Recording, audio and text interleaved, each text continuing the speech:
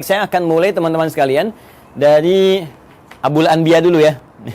Abul Anbiya, bapaknya para nabi. Ya, gelar ini diperoleh oleh Khalilullah yang sangat dekat dengan Allah Subhanahu wa taala, yaitu Nabi Ibrahim alaihi salam, ya.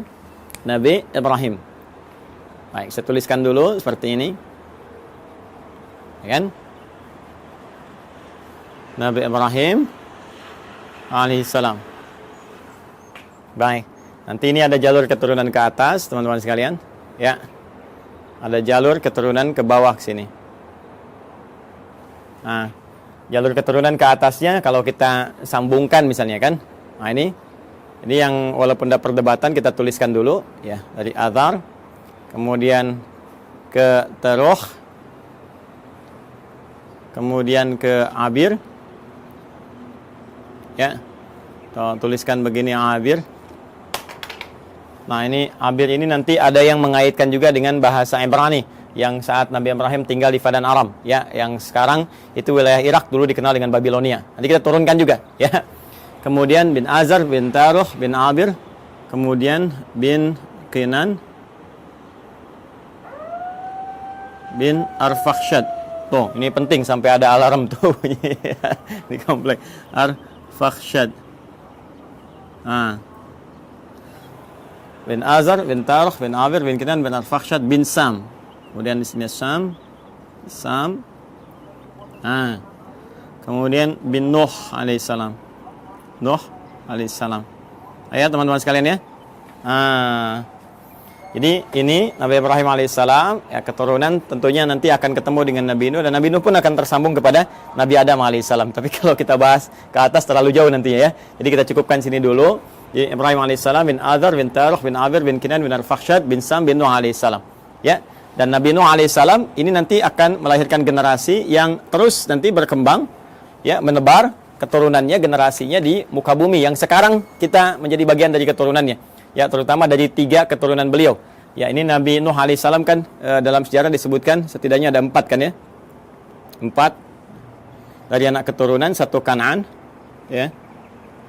Nah, ini yang kemudian tenggelam dalam banjir besar karena beliau tidak mengikuti arahan ayahandanya, ya. Kemudian juga nanti ada Sam. Nah, ini yang ke sini keturunan Nabi Ibrahim alaihissalam, nanti dari sini ya, tarik jalur ke atas dari Sam. Kemudian ada Ham. Kemudian ada yang keempat Yafith. Ya. Yafith.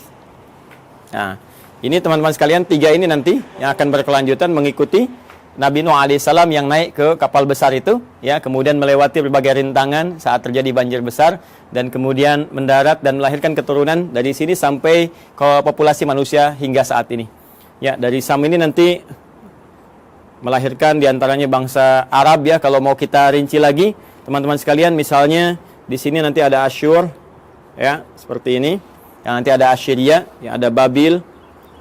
Nah, yang Babilonia nanti yang Padan Arab, kemudian nanti ada Aram, ya, ada Finit, ya, nanti satu garis nanti ke Ham, ini melahirkan Afrika, kemudian juga nanti ada Kan'an, Kan'an, ini Palestina, ya, dan sekarang Palestina atau Filistin, nah, ini yang Babilonia, yang Irak, ini Aram, ya, Aramaik ke wilayah Syria yang ke sebelah sana.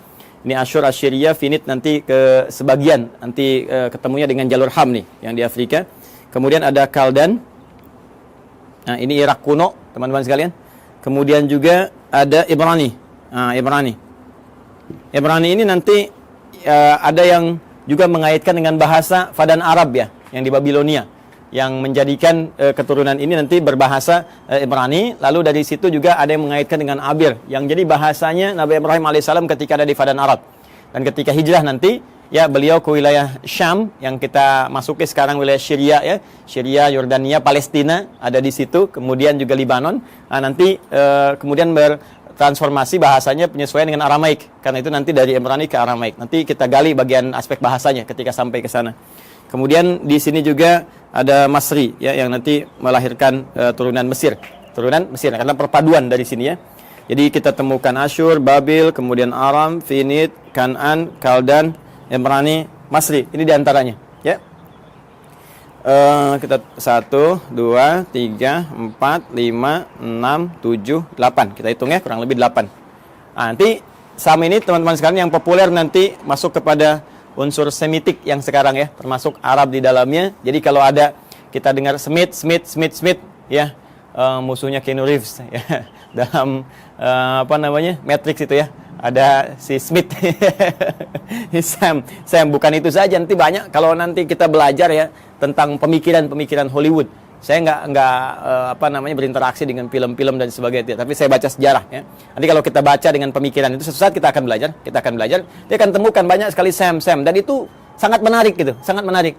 Ya kenapa temannya yang di Lord of the Ring itu kan yang mengiringi si Sam juga. Di Transformer namanya Sam juga. Nanti kadang-kadang ada Smith juga dan seterusnya. Nah itu ada kaitan-kaitan nanti ya. Kaitan-kaitan dengan pesan-pesan Semitik. Cuma Semitik itu nanti tidak akan dikhususkan kepada golongan Yahudi saja. Ya, Arab juga Semit. Ya, nanti ini turunan Semitik nih. Ngambung ke sana. Kanaan, Palestina juga Semit. Jadi kalau Anda anti Semit, ya anti Palestina juga. Jadi kalau misalnya Anda bully orang Palestina, atau bahkan Anda, mohon maaf sekali ya, kemudian bombardir, atau bahkan kemudian Anda zalimi, aniaya, kriminalisasi, itu antisemit juga. Ya, termasuk ke orang Arab itu antisemit juga. Ya, jadi Semitik ini galinya ke sini nanti. Ya, ini nanti Ham lebih kepada ras Afrika ya dan turunannya nanti ya, termasuk nanti ke Finit ini nyambung ke sini. Dan ini Yafitik nanti melahirkan bangsa Eropa, dan nanti kita akan lihat turunan-turunan yang selanjutnya. Ini garis besar dulu ya, teman-teman sekalian, untuk menunjukkan bagaimana dari garis genealogi Nabi Ibrahim ke atas ya alaihissalam sampai nanti ke Adam alaihissalam. Saya izin ambil penghapus dulu, saya hapus dulu ini ya, kemudian kita turunkan ke bawah. Jadi saya cukupkan sampai Nabi Nuh, Nabi Ibrahim ini nanti kita turunkan generasi ke bawah. Baik, bismillah. Kita akan coba turunkan sekarang jalur ke bawahnya. Kita hapus dulu ini supaya kita mengenal lebih jauh dan kita temukan nanti genealogi kapan Yahudi itu ketemu. Ya, kapan Yahudi itu ketemu ya diksinya. Karena nanti redaksi Al-Quran tegas menyampaikan makana Ibrahimu Yahudiyya wala Nasraniyya walakin kana hanifan muslima. Ya, tidaklah Nabi Ibrahim itu seorang Yahudi, seorang Nasrani, tapi beliau adalah seorang Muslim. Muslim yang taat, Muslim yang lurus, yang membawa garis risalah sampai dengan ke atas, ya, sampai dengan ke jalur Nabi Nuh alaihissalam. Yang ini nanti akan diturunkan Quran surah keempat ayat 163, yang nanti turunan dari risalah Nuh ini sampai juga kepada Nabi Muhammad SAW. Ya, Inna auhayna ilaika. Ya, kami wahyukan pada Muhammad SAW, dan wahyu ini senapas dengan yang sebelum kamu. Ya, kama auhayna ila Nuhin, seperti kami wahyukan kepada Nuh dan nabiyina, ya, setelah nabi-nabi setelah beliau. Jadi nabi-nabi terus sampai ke Ibrahim, sampai ketemu Nabi Muhammad SAW. Nah, ini kurang lebih teman-teman sekalian sampai ke Nabi Nuh ke atas ya, dari Ibrahim terus sampai Nuh alaihissalam jami'an. Dan sekarang kita akan turunkan bagian Nabi Ibrahimnya turun ke bawah. Ini nanti kita bisa uji ya secara ilmiah, dan kita bisa bandingkan. Nanti saya turunkan komparasi, misalnya di Al-Quran bagaimana seperti ini, terus ada kalau kitab-kitab lain, nanti kita bandingkan seperti apa, nanti kita uji kebenarannya secara ilmiah ya, sehingga ditemukan nilai kebenaran yang kita yakini. Lalu indahnya Al-Quran, silahkan memberi pilihan. Anda yakin dengan Islam, alhamdulillah. Ya, kalaupun Anda tidak dipaksa. Itu pilihan masing-masing, dan setiap orang bertanggung jawab ketika kembali kepada Tuhannya, kepada Allah Subhanahu wa taala. Objektif kan? Sangat adil kan? Ya, jadi menawarkan, ini dahsyatnya Al-Quran tuh begini. Anda diperkenankan menguji dulu Al-Quran. Ya, sebelum Anda bahkan membacanya, sebelum Anda bahkan ingin mengkajinya. Al-Quran menawarkan diuji, silahkan. Jika Anda ragu, uji.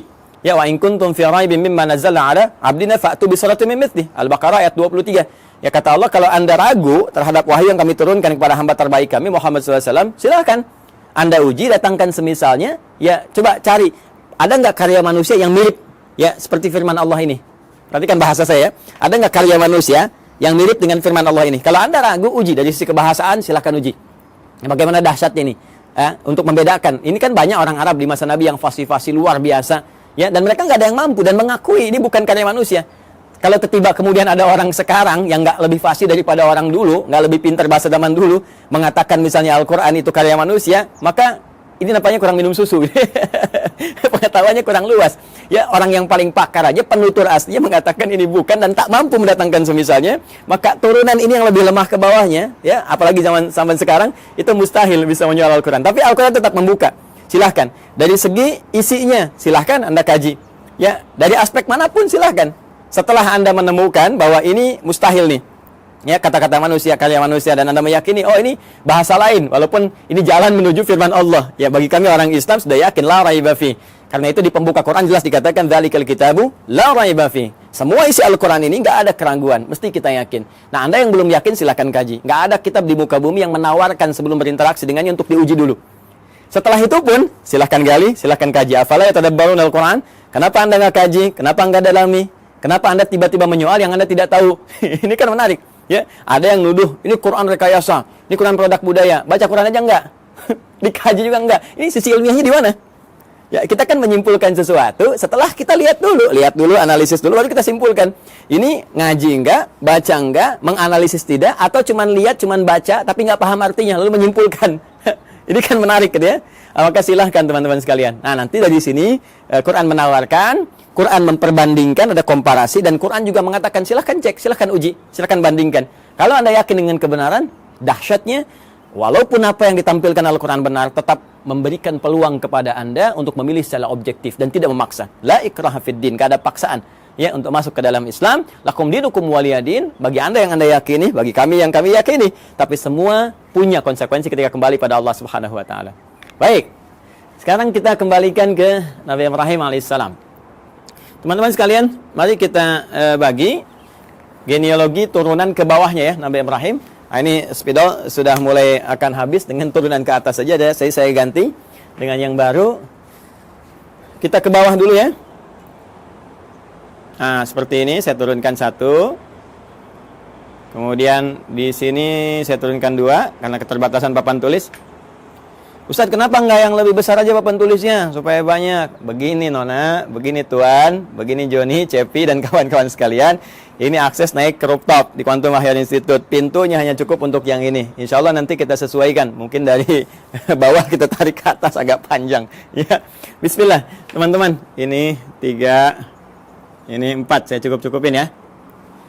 Ya, kita ambil dulu Quran surah ke-3 Ali Imran di ayat 33. Kemudian kita tambahkan Quran surah kedua Al-Baqarah ayat 132. Ya, dari 131 dulu. Nah, nanti ke 132 sini. Ya. Saya mulai dengan Ali Imran dulu ayat 33. Ya, mari kita fokus lihat sinak di paling kiri di mushaf standar ya. Sebelah kiri agak ke atas sedikit. Innallaha astafa Adam wa Nuha wa ala Ibrahim wa ala Imrana 'alal 'alamin. Sungguh Allah Subhanahu wa taala memilih di antara sekian hambanya itu ya golongan-golongan manusia tertentu ya dengan pribadi tertentu, karakter tertentu dipilih oleh Allah menyampaikan risalah Allah Subhanahu wa taala. Ya, di antara mereka adalah ya manusia pertama Adam alaihissalam sebagai penata pondasi awal kehidupan manusia di muka bumi. Innallaha astafa Adam wa Nuha. Nah, ini kemudian rasul pertama. Kalau Adam tadi nabi pertama, kemudian Nuh alaihissalam rasul pertama. Yang ini saya turunkan ini, ya. Bin Nuh Matusyail bin ini dari Sam ke Nuh bin Matusyalah bin Kinan bin Anwas bin Tis bin Adam alaihissalam. Jadi dari Adam sampai ke Nabi Nuh alaihissalam. Wa Nuha wa ala Ibrahim. Kemudian keluarga Ibrahim. Nah, ketika menyebutkan Ibrahim disebutnya ala Ibrahim. Al Ibrahim, keluarga besar Ibrahim. Ya. Jadi kalau al ini teman-teman sekalian, ini menunjuk pada keturunan ke bawah ya. Terus tanpa batas nih. Ya, keturunan terus tanpa batas sampai dia berakhir. Ya. Makanya kalau ada surah Ali Imran berarti dari Imran dengan Hanna ke Maryam ke Isa, gitu kan? Nah, keturunan Ibrahim ini siapa saja? Nah, ini yang kita bahas wa ala Ibrahim ya wa ala Imrana 'alal 'alamin, dan juga keluarga besar Imran dari semesta alam. Kami pilih untuk misi dan risalah tertentu. Kemudian yang menarik ya teman-teman sekalian, ala Ibrahim ini nanti ada yang spesifik disebut dengan anak keturunan. Jadi kalau al itu terus ya sampai keluarga, sampai turunan ke bawah. Ah, nanti dari turunan anak-anak ini, teman-teman, ya misalnya anak laki-laki atau ada anak perempuan, terus langsung turunannya ini secara langsung ya. Secara langsung generasi pertamanya ini, nah, sampai dengan ke bawahnya nanti itu bisa disebut secara genealoginya. Kalau ini kekeluargaannya, kalau ini genealogi turunan ke bawahnya itu disebut dengan bani namanya. Ya, jadi kalau satu laki-laki disebut ibnun begini. Nah, kalau satu perempuan disebut ibnatun begini. Karena ini hamzah wasol kadang dibuang, harakat jadi pindah ke sini. Kalau harakat dipindah, kemudian ujungnya wakaf mati jadi bin istilahnya. Anak laki-laki. ini dibuang, jadi bin, ini mati, jadi bintun, binti, anak perempuan. Ya, Isa bin Maryam, Isa anak laki-lakinya Maryam. Aisyah binti Abi Bakar radhiyallahu taala anhuma, ya. Sayyidah Aisyah binti Abi Bakar. Jadi anak perempuannya sahabat Abu Bakar. Ini kalau kita gabungkan keduanya, ya, terus ke bawah ini, apalagi kalau ditambah jadi Bani namanya. Ya, Bani. Ya kan? Anak keturunan, garis keturunan, genealogi yang ke bawahnya. Baik. Nah, sekarang kita sambungkan ke Quran surah 2 Al-Baqarah ayat 131. 131-nya mengatakan, "Idz qala lahu rabbuhu aslim, qala aslamtu lirabbil alamin." Ini dasar pertama. Ketika Rabbnya mengatakan, ya, kepada Nabi Ibrahim alaihissalam, Nabi Ibrahim punya Tuhan, ya Tuhannya Allah Subhanahu wa taala, difirmankan oleh Allah, "Aslim, tunduk patuh kamu kepada semua ketentuan Tuhan." Ya, jadi aslim itu kata perintah, fi'il amr. Ya, aslim tunduk patuh. Jadi orangnya disebut dengan muslim. Ya, bingkainya disebut dengan Islam. Jadi Islam itu bingkainya dari kata aslama yuslimu islaman. Ya, Islam itu ya disebut dengan bingkainya, frame-nya, ketika kita masuk ke dalamnya beriman, yakin kita masuk. Ya, begitu masuk namanya muslim kita. Keyakinan kita menjadikan kita mukmin. Mukmin itu keyakinannya, muslim itu orang yang masuk ke dalam bingkainya. Muslim. Ya, tunduk patuh. Jadi nama muslim Islam itu memberikan kesan bahwa kita mesti tunduk, mesti patuh dengan perintah Allah Subhanahu wa taala, jangan melanggar ketentuan, ikuti semua arahan-arahan, perintahnya, jauhi larangan. Itulah Islam. Jelas ya? Orangnya muslim. Maka kata Allah Subhanahu wa taala berfirman pada Nabi Ibrahim, "Aslim, kamu tunduk patuh pada perintah Tuhan." Ya, maka beliau katakan, "Aslamtu lirabbil alamin." Saya siap ya Allah. Sami'na wa ata'na. Ya, kita tunduk, kita patuh, kita taat, ya kan? Maka beliau katakan, "Aslamtu lirabbil alamin." Saya tunduk, saya patuh ya Allah kepada Rabb semesta alam, seluruhnya tanpa kecuali. Maka di sini Al-Qur'an mengatakan beliau hanifah muslimah, orang yang lurus, yang tegak, yang patuh, muslim. Ya, ya, sifatnya disebut apa tadi? Islam. Ya, ya, jadi di sini kalimat pertama ingin saya tegaskan bahwa risalah-risalah yang dibawa Nabi Ibrahim sampai ke Nabi Nuh, ya, sampai bahkan ke Nabi Adam alaihissalam, sampai turunan di ke bawah, tidak akan lepas dari misi yang sama, yaitu misi untuk tunduk patuh pada ketentuan Allah Subhanahu wa taala. Tunduk patuh pada ketentuan Tuhan. Ditugaskan tunduk patuh. Jadi nggak ada nabi yang berkhianat. Ya, nggak ada nabi yang melanggar. Nggak ada nabi yang bergeser pada ketentuan Tuhan. Semua dijaga, penjagaannya disebut maksum. Karena itu sifat nabi, rasul itu punya sifat maksum, terjaga dari salah. Kalaupun naluri manusianya ingin berbuat salah, maka diluruskan. Tidak, ini ya, ini yang benar. Ya, walaupun bergeser dari nilai-nilai risalah ke kemanusiaan, nanti akan ditarik kembali. Ini manusia. Ya, sedangkan kamu punya visi kerasulan. Kamu manusia, kerjakan sifat kemanusiaannya, itu normal, itu biasa. Tapi risalah kerasulan menjagakan kamu terjaga dari perbuatan-perbuatan yang menyimpang. Maka disinilah kemudian kepatuhan, ketundukan itu dibangun. Karena itu, kepatuhan, ketundukan dalam bahasa Arab itu disebut dengan Islam namanya. Orangnya muslim. Karena itu semua risalah, bahkan dari Nabi terakhir, Nabi Muhammad SAW, sampai ke atas, risalahnya risalah Islam. Risalah yang menjadikan mereka tunduk, patuh kepada Allah, dan tidak menyimpang, tidak merubah apapun. Ini penting kalimat terakhir ini saya katakan. Tidak menyimpang, tidak merubah apapun. Termasuk merubah firman-firman Allah, ketentuan Allah, ya, hanya sebatas urusan-urusan dunia. Tidak, jauh daripada itu. Jelas ya?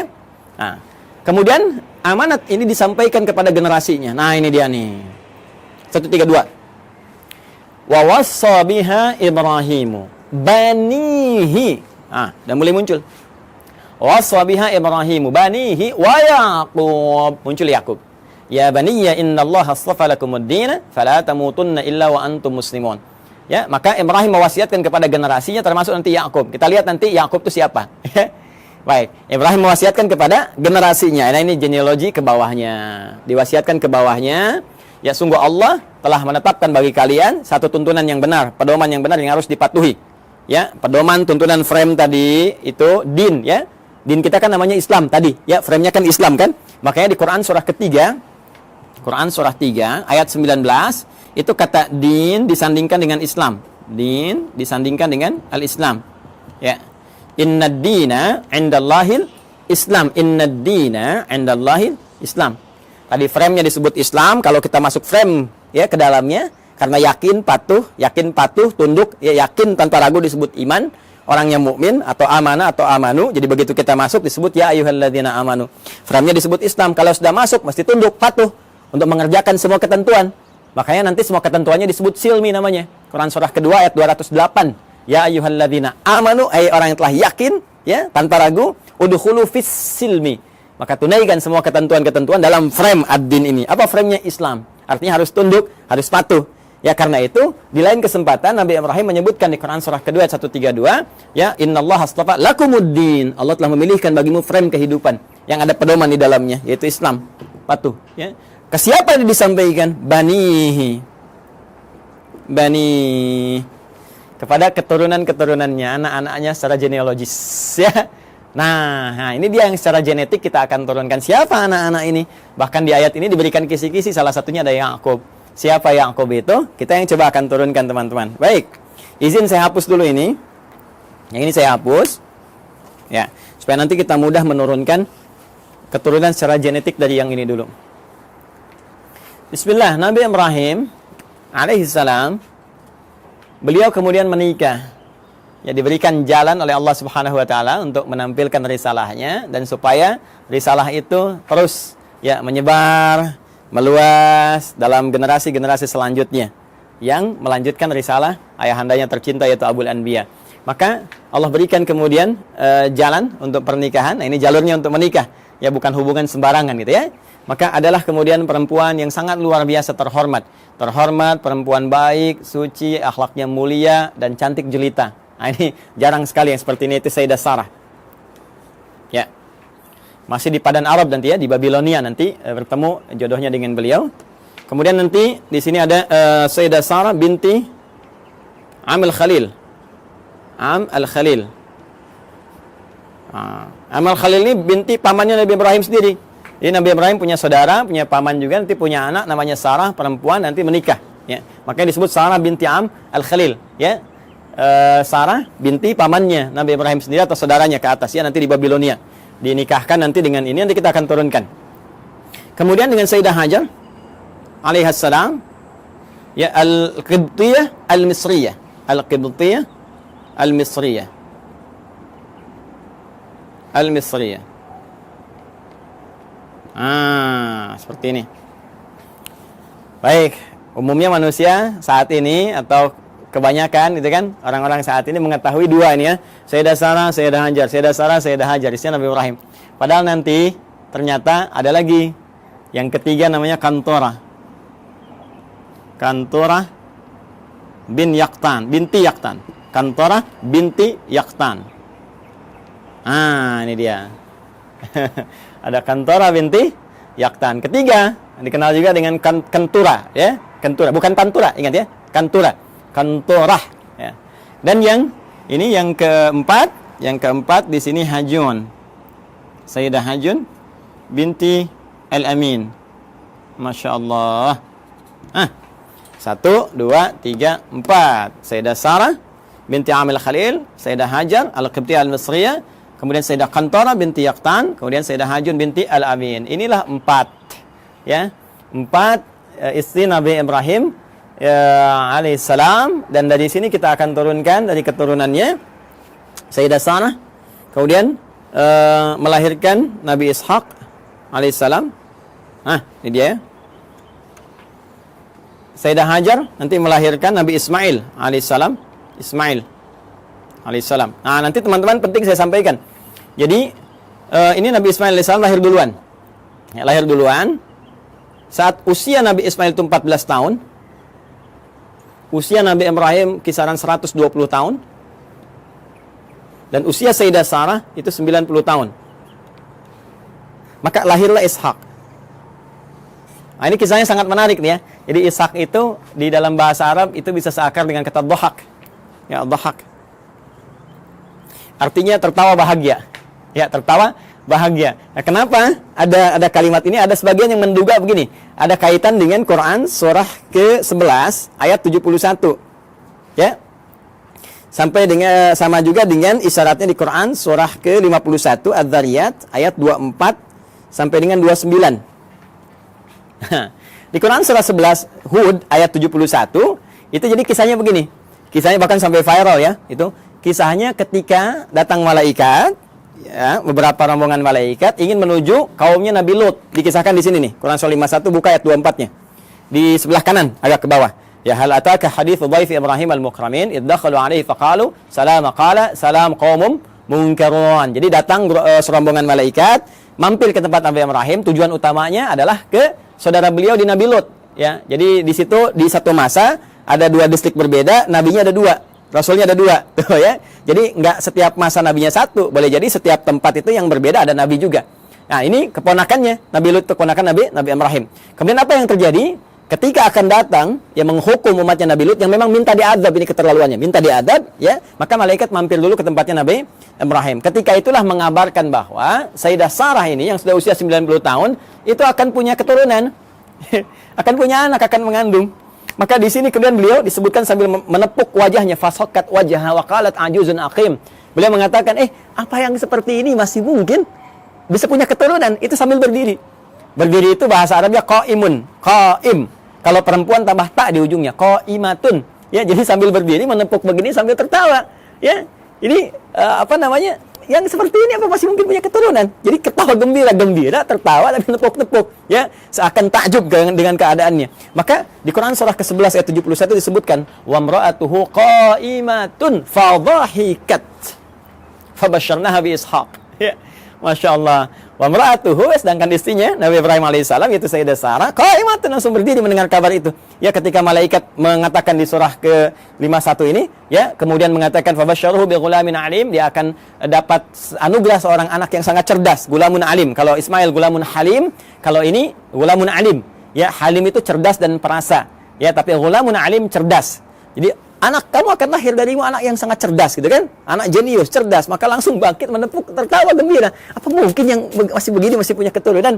Ya, maka di Quran surah 71, di Quran surah 11, Hud ayat 71 dikatakan wa imra'atuhu qa'imatun fadhahikat, maka tertawa gembira dan sambil menepuk bagian pipinya, fabasyarnaha bi Ishaq, kami kemudian anugerahkan kepadanya namanya anak bernama Ishaq. Ya, yaitu apa? Memberikan kesan bahwa kamu kaget sambil tertawa, kami berikan seorang anak yang akan memberikan kegembiraan pada dirimu dan menghadirkan tertawa bahagia, tertawa gembira. Artinya yang selalu membuat engkau riang, membuat engkau bahagia sampai engkau tertawa gembira dan terhibur. Jadi apa yang kau rasakan seakan-akan sedih, gitu kan? Seakan merasakan kapan punya keturunan, sekarang kau tinggal gembira aja. Anak itu akan memberikan kesan kau sambil gembira, tertawa dan sebagainya. Itulah Ishaq. Jelas ya?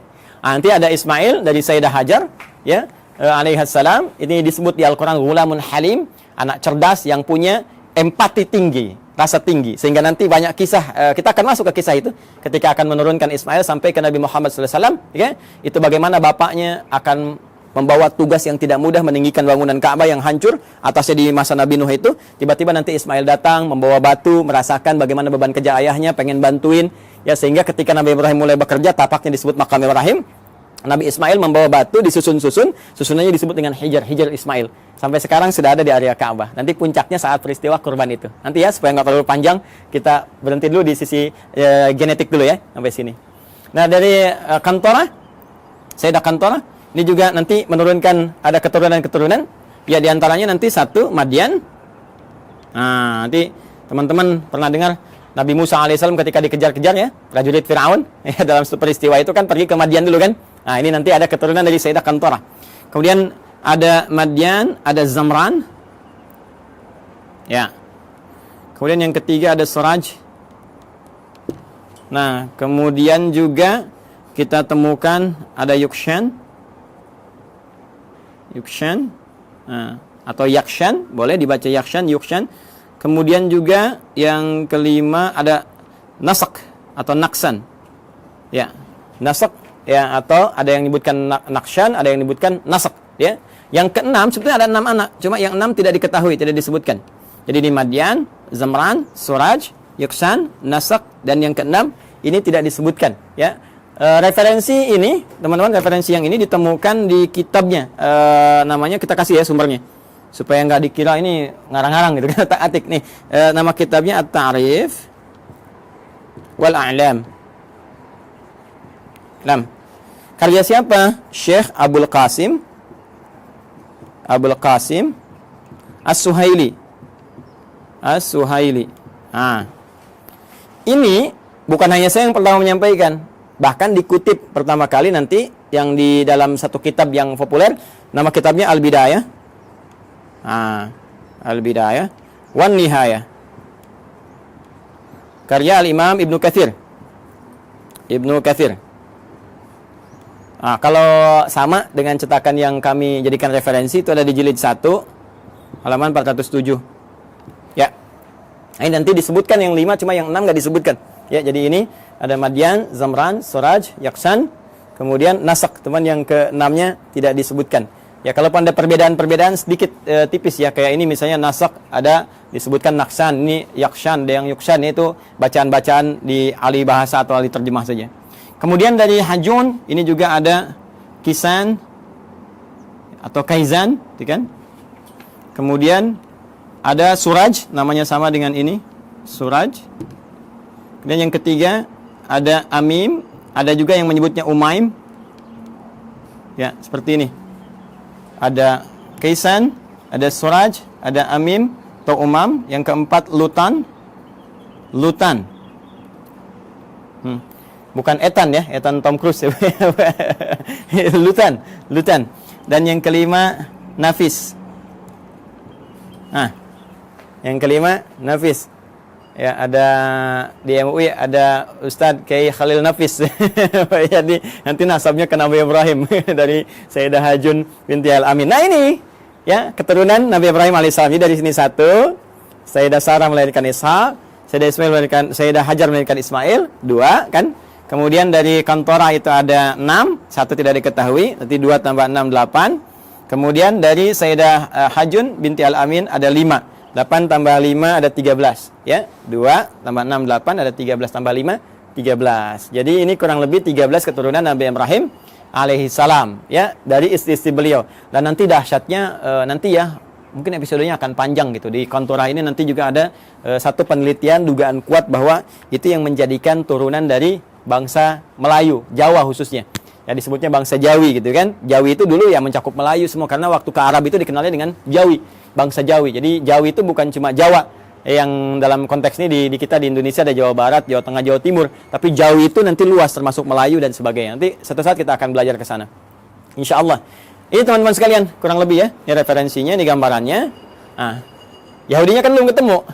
Ya, sekali lagi Yahudinya belum ketemu, maka kita harus turunkan minimal sampai tadi Yakub tadi, karena kan tadi saya katakan di Al-Baqarah 132 kan, waswabiha Ibrahimu banihi wa Yakub. Yakub siapa?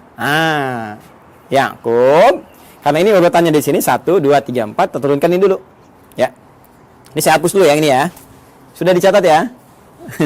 Kalau nanti teman-teman belum sampai catatannya, nanti lihat di rekaman ya, di review, diturunkan kembali. Nabi Ishak alaihissalam kemudian menikah, tumbuh dewasa tentunya, menikah dengan seorang perempuan mulia, jelita, ya, akhlak bagus dan sebagainya, namanya Rafkah.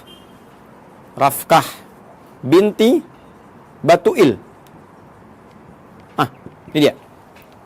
Rafkah binti Batuil, gini ya, teman-teman sekalian. Dari pernikahan ini, ya, Nabi Ishak alaihissalam menikah dengan Sayyidah Rafkah binti Batuil, melahirkan 2 anak kembar.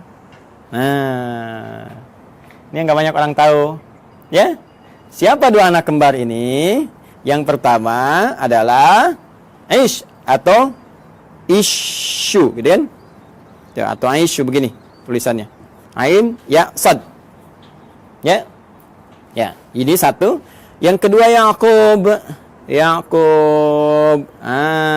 Ini kembar ini. Tahunya kan Nabi Ishak, Nabi Yakub, gitu kan? Ternyata ini kakak adik. Ini kakaknya Ish atau Ishu, ini adiknya Yakub. Gitu, ya. Cuma nanti setelah berkembang remaja, saya percepat saja. Yang Ish ini, Ishu ini, nah, akan ditugaskan nanti berkelana gitu kan, merantau ke wilayah Romawi, Roma ya. Rum, istilahnya Rum. Jadi ini nanti disebutkan keturunan-keturunan dari Rum ya, yang nanti mengacu kepada yang Yafith itu ya. Yang Yafith generasinya itu asal generasi awal, cuma nanti yang ini yang memajukan, yang memberikan istilahnya arahan-arahan itu kan, mensibgo dan sebagainya. Ini nanti Aish atau Aishu. Ya, jadi sudah ada Romawinya. Sudah ada Rumnya, cuma ini nanti ke sini dan beraktivitas banyak di sini. Ya, dan ini nanti akan nyambung kepada generasinya Yafith yang dari Nuh alaihissalam tuh ya, yang Yafitik itu. Ini saya berhenti dulu sampai sini. Saya akan teruskan ke sini.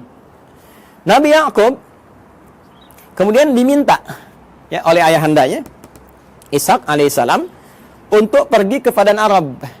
Padan Arab, tempat dulu Nabi Ibrahim kan beraktivitas dan seterusnya. Di Padan Arab ini, nah ini sudah kelihatan gitu ya, ada isyarat-isyarat bahwa ini kalau sudah jalurnya ke sana, ini ada jalur-jalur risalah, jalur kenabian dan sebagainya. Maka dimintakan untuk bertemu dengan abangnya Rifqah ini. Ya, abangnya Rifqah. Beliau punya abang, berarti paman ya ke sini ya, paman ya atau Pak D-nya gitu kan. Nah, punya abang namanya Laban. Laban. Ya, di sini punya abang namanya Laban. Ada juga yang menyebut dengan Laman namanya. Laban atau Laban. Laban. Bukan Gaban ya. Laban. Laban atau Laman. Nah, Laban secara singkat ini punya 2 orang anak. Ya, saya ulangi ya. Punya berapa orang anak? 2 orang anak. Nah, teman-teman sekalian, singkatnya ketika Nabi Yakub alaihissalam itu datang ke Padan Arab, kan, ke Babilonia, mencari dan sebagainya, maka setelah perjalanan itu ditemukanlah nanti salah seorang perempuan bertanya kepadanya dan ditunjukkan tempatnya Laban itu. Ternyata itu anaknya. Siapa anaknya itu? Namanya Rahil. 1, Rahil. Jelas? Nah, ini anak yang pertamanya. Nah, kemudian teman-teman sekalian setelah tinggal di sini ditemukan juga kakaknya Rahil. Jadi yang pertama bertemu dengan Rahil dulu. Ini adiknya, adik. Nah, kemudian yang kedua bertemu dengan kakaknya Rahil, dipertemukan dengan kakaknya Rahil. Ya. Siapa namanya? Nah, kakaknya Rahil ini namanya Laia, kan? Laia. Atau juga ada yang menyebut dengan Lea. Nah, ini kan Laia atau Lea. Nah, secara singkat ternyata beliau ini ditugaskan untuk menyampaikan pesan kepada Laban supaya ini bisa besanan. Nabi Ishak bisa besanan dengan Laban. Maka dimintalah untuk menikah, memilih salah satunya. Ya, memilih salah satunya, walaupun ada riwayat menyebutkan Nabi Yakub ini nanti ditawarkan untuk menikahi dengan Laia dulu, kakaknya dulu. Ya, jadi ini kakak didahulukan. Nah, kemudian beliau kan seorang yang sangat perasa ya. Yakub itu punya keunggulan yang luar biasa. Ya, beliau seorang yang sangat dekat ya dengan Allah, rajin ibadah. Kemudian lebih daripada itu juga sangat merasakan tidak ingin menyinggung orang, ya, curhatnya diserahkan kepada Allah sehingga orang-orang banyak nggak tersakiti. Jadi ini yang menjadikan beliau daripada nanti satu menikah, yang lain merasakan nggak nyaman, maka mengajukan dua-duanya aja dinikahin, ya kan? Nah, ini belum turun syariat yang di era Nabi Muhammad SAW, turunnya Quran surah keempat An-Nisa ayat 23, larangan menikahi kakak adik. Ya, wa antajma'u bainal ukhtaini illa ma qad salaf. Paling kanan sebelah bawah di mushaf standar ya. Wa antajma'u bainal ukhtaini illa ma qad salaf. Dilarang bagi kalian untuk menikahi kakak adik ya secara langsung kecuali yang dulu pernah terjadi. Ya, karena keadaan sekarang beda. Dulu orang bisa mengendalikan, bisa tahu, bisa paham, dan untuk menjaga keturunan yang sangat terbatas keadaannya pada waktu itu. Sekarang sudah banyak menyebar.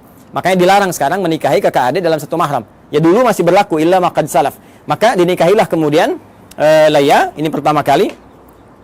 Dan kemudian Rahil, yang kedua dinikahi. Ya.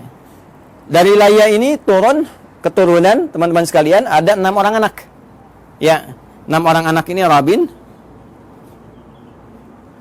Kemudian 2 Syam'un atau Simon. Dan yang ketiga Levi, atau disebut juga dengan Lewi. Ya, Levi, ya, Levi. Tulisannya begini, bukan Levis ya, Levi. Lewi, gini. 4 Yahuda.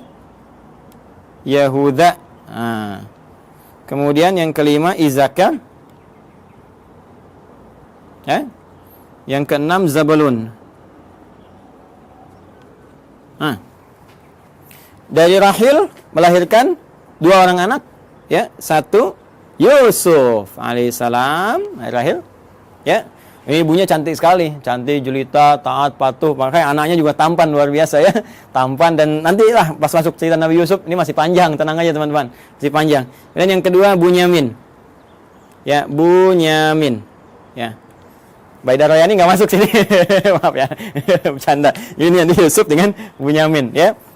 Berjalan, tiba kemudian sudah berumah tangga. Singkatnya, ini minta balik dulu. Minta balik, minta sowan lagi kepada bapaknya gitu kan. Supaya nanti ada bekal-bekal yang terbaik untuk dilanjutkan dan seterusnya gitu kan. Nah, nanti teman-teman sekalian, sebelum kembali ini oleh Laban dihadirkan asisten rumah tangga untuk bantu. baik kepada Rahel ataupun Laia supaya tugasnya lebih mudah. Karena tahu tugas Nabi Yakub pasti akan berat. Maka dikirimkanlah kemudian 2 orang untuk bantu. Laia dikirimkan Zulfa atau Zalfah. Ya, Zulfa atau Zalfah. Nah, kemudian dari Rahel pun dikirimkan Balha. Ya. Balha untuk membantu. Nah, Nabi Yakub melihat, oh ini akan di rumah nih, banyak interaksi, ya. Daripada nanti aneh-aneh, lebih baik jadi mahram sekalian. Mahram sekalian supaya membantu ada dalam lingkup keluarga. Makanya dinikahilah kemudian ini juga sehingga 4 lah, genap 4 istri Nabi Yakub alaihissalam. Ya, nanti dari sini ada 2 anak lagi, ya, dari Zulfa dan dari Balha 2 anak lagi. Ini papan tulisnya nggak cukup nih kalau saya tuliskan. Ada Dan, ada Jad dan yang lainnya. Jadi dari sini saya sebutkan 2, teman-teman sekalian, ada 2. Ini pun 2. Ya. Jadi dari sebelumnya 6 dari Laia, tambah 2 dari Rahel, 6 tambah 2, 8, tambah 2 dari Zulfa, 10, tambah 2 dari Balha, 12. Inilah dari 12 keturunan Nabi Yakub alaihissalam. Yakub alaihissalam. Jadi keturunannya ada berapa? Ada 12. Yakub ini masih mengalami tentunya masanya bapaknya Ishak, dan ada yang menduga juga masih bertemu dengan Nabi Ibrahim. Jadi Nabi Ibrahim punya anak, nanti Nabi Ishak punya cucu Nabi Yakub. Tapi keturunan ke sini belum tentu jumpa.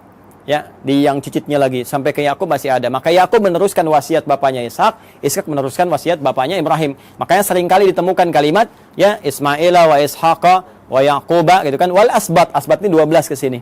Jadi Yakub meneruskan ke sini. Ya, nah ini teman-teman sekalian gambaran ini. Nah, Nabi Yakub ini seperti saya katakan tadi, nabi yang sangat baik, taat, patuh, gitu kan? Ciri-ciri hamba lah. Hamba dalam bahasa Arab disebut abdun. Dalam bahasa Ibrani pada saat itu disebut dengan Isra. Isra. Ya, hamba siapa ya? Hamba Allah. Jadi kan puncak pujian Allah kepada ya ciptaannya, makhluknya, manusia itu sifatnya bukan disebut Nabi Rasul. Nabi Rasul itu menunjuk pada tugas dan berita besar yang dibawa. Puncak pujiannya justru terletak pada kalimat hamba, abdun. Makanya Rasulullah SAW ketika diisrakan itu disebutnya dengan kata abdun, subhanalladzi asra bi abdihi, kan? Maka ini pun dipuji dengan sifat penghambaannya itu Isra, hamba Allah yang taat. Allah dalam bahasa Ibrani pada saat itu disebut dengan Il. Ya, maka disebut dengan Israel, Israel. Asalnya kata Israel ini menunjuk kepada Yakub alaihissalam. Mana Nabi Yakub nih ya? Nah, di sini. Nih. Asalnya menunjuk kepada Nabi Yakub alaihissalam yaitu Israel. Ya, Il ini sudah kita temukan juga di Jibril, Mikail, Israfil, Israel, ya, malaikatnya Allah Subhanahu wa taala.